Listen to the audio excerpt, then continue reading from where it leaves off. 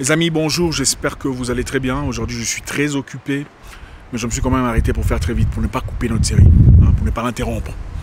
Le message d'aujourd'hui est très simple. Finissez ce que vous avez commencé. Peu importe ce que c'est. Moi, je ne sais pas ce que c'est. Vous avez depuis un temps pris du temps de réfléchir. Et vous avez pris des décisions très importantes pour votre vie. Vous avez compris qu'il vous faut prendre une direction et vous avez commencé à prendre cette direction. Mais compte tenu des circonstances, vous êtes décidé de vous arrêter. Et vous êtes peut-être découragé. Aujourd'hui, je vous demande, finissez ce que vous avez commencé. Ne laissez pas à mi-chemin un travail accompli qui pourrait vous propulser à des niveaux où vous n'avez jamais été dans le passé. Dans la vie, rien ne vient facilement. Toutes les bonnes choses sont toujours soumises au soubresaut. Il arrivera toujours un moment difficile ou un moment qui risque de vous faire abandonner. N'abandonnez pas. Pensez à une maman enceinte, une dame qui, après 9 mois de travail, arrive au point final. Mais au moment opportun, au moment donné, elle se décide de bloquer ses jambes ou de serrer ses jambes. Qu'est-ce qui arriverait? Parce qu'elle a trop mal.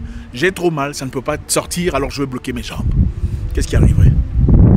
Elle ne perdrait pas seulement l'enfant, mais l'effort qu'elle a consenti, les sacrifices qu'elle a fournis, tous les efforts de la famille, les attentes, les dépenses, les peines, les douleurs, les malaises seront partis en vain, n'est-ce pas? Alors finissez ce que vous avez commencé. Changez d'environnement s'il le faut, mais finissez ce que vous avez commencé. On essaiera de faire très vite en quelques éléments. 2. Ne vous excusez pas. Ne regrettez pas votre haut standard. Ceux qui veulent de vous dans leur vie s'ajusteront à votre standard. La plupart des gens voudront vous faire passer pour un orgueilleux, pour un prétentieux, parce que vous connaissez votre niveau. Vous savez, dans la vie, vous rencontrez beaucoup de personnes qui veulent vous tirer à un niveau que vous avez longtemps dépassé. Et quand vous refusez de jouer à ce jeu, quand vous refusez de patauger dans cette boue, on vous traite d'orgueilleux, des prétentieux ou de parvenus. Ne vous excusez pas. Ne regrettez pas votre haut standard. Vous savez, vous l'avez certainement déjà expérimenté si vous êtes une femme. Vous passez dans les rues et vous rencontrez des gens. Un homme qui vous dit « Excusez-moi tantine, excusez-moi, pardon, excusez » et vous regardez la personne, vous sentez que vous n'avez pas du temps à perdre. Et vous passez. Deux choses se passent généralement. La première, si c'est une personne de classe, elle va se taire et partir, sans rien dire. S'il fait partie de la majorité associée à la bassesse, qu'est-ce qui se passera? Il dira « Ah, quand on t'appelle, tu refuses. Tu penses que tu es qui? La reine Elisabeth, quoi? Ou Santa Barbara ?» Elle fera un commentaire négatif pour vous faire passer pour une prétentieuse, pour une orgueilleuse. D'ailleurs, tu n'es même pas tout ça. Tu penses que quoi? Quelle est la réalité qui s'est passée? Et ils iront même propager la nouvelle disant que vous êtes quelqu'un de prétentieux, d'orgueilleux, d'irrespectueux. La profondeur est celle-ci. Ce n'est pas que vous êtes orgueilleux. Le problème est que vous ne lui avez pas accordé le temps dans sa bêtise. Alors là, il vous a traité d'orgueilleux. On vous traite d'orgueilleux seulement espérant vous faire baisser de standard. Même vos copines viendront vous dire à toi aussi, tu attends quoi? Tu penses que tu veux quel genre de personne dans la vie? Tu veux quel genre d'homme dans la vie? Il faut baisser le standard, tout ça là, c'est dans les films. C'est dans les films pour elles. La réalité est celle-ci, on veut que tu baisses ton standard, ton niveau, ton calibre, pour accommoder des gens qui ne méritent même pas ton temps peut-être. Ne vous excusez pas pour votre standard. Vous avez une classe, il y a des choses que vous ne faites plus dans la vie, c'est normal. On ne peut pas rester la même chose du 1er au 31. On ne peut pas rester le même individu, la même personne de 20 ans à 35 ans. Ça ne se fait pas. Ne vous excusez pas, ne regrettez pas votre haut standard. S'ils veulent de vous, quelle qu'en soit la situation, en amitié, en correspondance, ils élèveront leur standard à votre niveau. S'ils veulent de vous dans leur entreprise, s'ils veulent de vous dans leur association, ils s'accommoderont de sorte à ce que vous trouviez votre place en accord avec votre standard. Regardez, les gens viendront dans votre vie, des gens surtout que vous avez connus dans le passé. Vous avez pataugé dans la boue quand vous étiez petit, mais chacun a évolué de sa façon. Vous avez acquis de la connaissance d'une façon et ils ont acquis leur connaissance de leur façon. Mais ne soyez pas surpris de voir ces personnes vouloir vous faire des choses que vous ne ferez pas dans la vie. Et quand vous refusez la bêtise, l'idiotie, l'embarras, la bassesse, l'aboutissement, on vous traite d'orgueilleux. Ah, lui, il a changé, il pense qu'il est devenu quoi? Ah, lui, depuis qu'il est comme ça, il a l'argent, il pense que nous, on est quoi? Ce n'est pas de votre faute.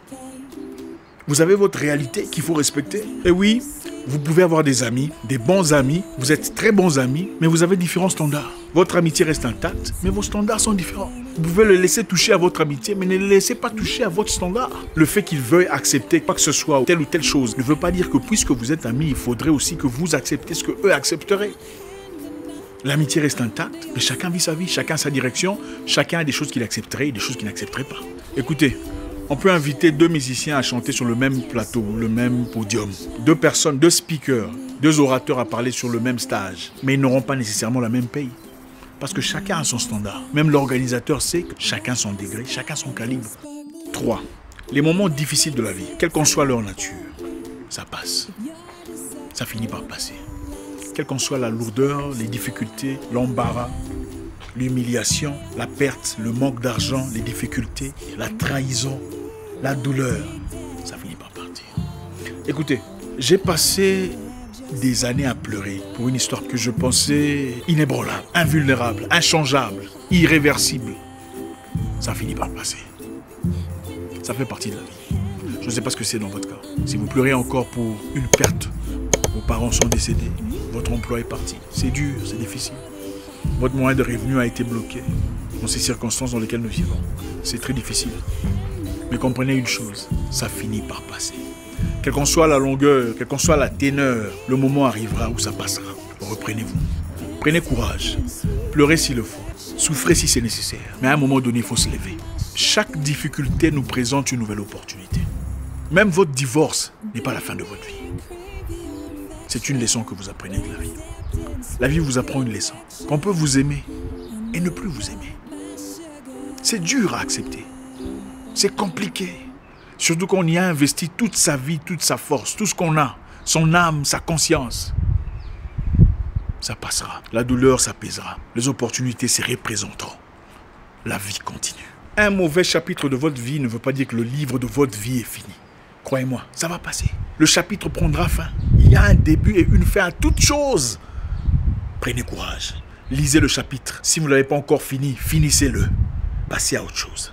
Un nouveau chapitre commence. Un nouveau jour se lève. Les nouvelles opportunités se présentent. Un nouveau vent arrive. Tenez bon. 4. La vie n'est pas une question de découvrir qui vous êtes. Parce que beaucoup de gens disent « je veux découvrir qui je suis ». Je veux permettre à la vie de me montrer ce que je représente. La vie est une question de fabriquer ce que vous serez pour le reste de votre vie. Ça, c'est votre responsabilité. Écoutez, vous n'êtes pas docteur si vous êtes docteur par hasard. Ce n'est pas le fruit des hasards. Vous avez fourni des efforts, vous avez étudié longuement, des nuits blanches pour devenir ce que vous êtes aujourd'hui. Vous n'êtes pas ingénieur par hasard. Ce n'est pas tombé du ciel. C'est vous qui fabriquez ce que vous êtes. Vous êtes le potier, l'artiste, le travailleur. Vous commencerez peut-être comme chenille et avec le temps devenez papillon. C'est vous qui faites le travail. Vous ne découvrez pas ce que vous êtes. Vous réalisez un œuvre d'art en devenant ce que vous deviendrez pour le reste de votre vie. Alors n'arrêtez pas d'apprendre. N'arrêtez pas à acquérir de la connaissance. N'arrêtez pas à vous multiplier, à augmenter vos capacités. Le monde change chaque jour. Et pendant que le monde change, les choses changent avec. Ce que vous recevez aujourd'hui comme salaire, écoutez-moi très bien, a tout à voir avec votre connaissance, votre niveau de connaissance sur le plan financier. Vous pouvez avoir toute la connaissance technique de votre emploi. Si vous n'avez pas de connaissances économiques qui correspondent à l'argent ou aux moyens que vous cherchez dans la vie, vous pouvez oublier tout ça. Ça reste des rêves. Ne vous arrêtez pas d'apprendre. Ouvrez un livre chaque jour. 1 heure du temps de jour. 20 pages si vous préférez. Ça sera déjà un très bon début. Multipliez votre connaissance. Vous êtes le potier, c'est vous le travailleur. Vous êtes l'architecte de votre propre vie. C'est vrai que le Créateur lui-même, Dieu, nous accorde sa grâce dans beaucoup de choses. Mais Dieu nous bénit en accord avec nos compétences. Dieu nous bénit en accord avec ce que nous avons. Pour les chrétiens, quand les gens sont venus demander de la bouffe à Jésus, ils ont dit « Maître, nous avons faim, on veut manger ». Qu'est-ce qu'il a dit? Quelle était sa réponse? Qu'est-ce que vous avez? Qu'est-ce que vous avez? Il aurait bien pu dire, ok, fermez les yeux, on va prier, comme ça l'argent et la nourriture va tomber du ciel. Il n'a pas fait ça. Il a demandé, qu'est-ce que vous avez? C'est-à-dire, ce que vous avez sera multiplié en accord avec ce que vous pensez. On a pris le pain et les poissons, on a prié pour le pain et les poissons qu'ils avaient. C'est le pain et le poisson qui sont multipliés. Qu'est-ce que vous avez? Vous cherchez ce que vous cherchez dans la vie. C'est sur base de quoi? Ça ne peut pas être sur base du vide. Enseignez-vous chaque jour. Apprenez quelque chose de nouveau. Une nouvelle façon de vous excuser si vous êtes en mariage et ça ne fonctionne pas. Trouvez de nouveaux moyens de demander pardon. Une nouvelle façon de développer vos capacités. Une nouvelle façon de faire de nouvelles amitiés, de nouvelles correspondances, afin de pouvoir évoluer dans votre secteur. On ne peut pas rester ce qu'on a toujours été toute sa vie. Quelle perte. Merci infiniment les amis, j'espère qu'on a appris quelque chose ce soir.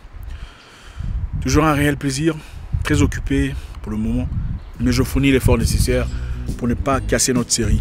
Je sais que beaucoup de personnes m'attendent, beaucoup de personnes nous suivent et c'est vraiment gracieux. Laissez un commentaire, vous savez comment ça se passe. J'espère vous parler encore très bientôt dans une nouvelle vidéo. Au revoir.